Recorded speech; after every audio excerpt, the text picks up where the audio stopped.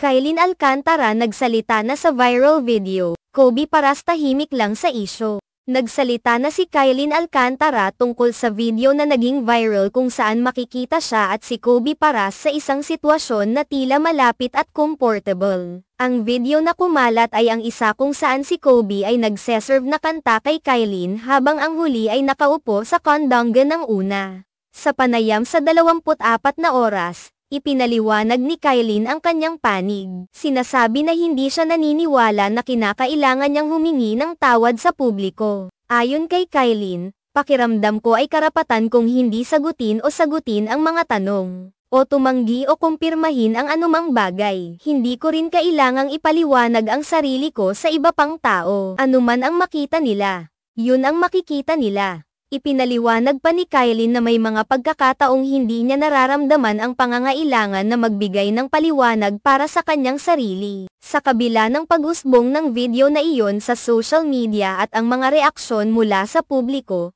pinili niyang hindi magbigay ng mas malalim na detalye o paliwanag sa insidente. Para sa kanya, ang kanyang desisyon ay bahagi ng kanyang personal na karapatan na maging pribado kung gusto niya. Sa kanyang pananaw, hindi niya kailangan na ipakita o ipaliwanag ang lahat ng aspeto ng kanyang buhay sa publiko. Ayon sa kanya, ang anumang impormasyon na maaaring makita ng mga tao ay dapat na sapat na para sa kanila. Binibigyang diin niya na ang kanyang desisyon na hindi magbigay ng pahayag ay hindi nangangahulugang siya ay may tinatago o nagkukulang sa transparency. Hindi ito ay bahagi ng kanyang personal na hangganan. Dagdag pa niya, ang pagpayag na magpaliwanag o hindi ay isang desisyon na dapat ay iginagalang. Ang kanyang opinyon ay nagpapakita ng kanyang pagtanggap sa sarili niyang desisyon at sa karapatang hindi magbigay ng dagdag na paliwanag hinggil sa kanyang personal na buhay. Minsan, ang mga artista ay nahaharap sa mga sitwasyon kung saan ang kanilang buhay ay nagiging bukas na libro sa publiko,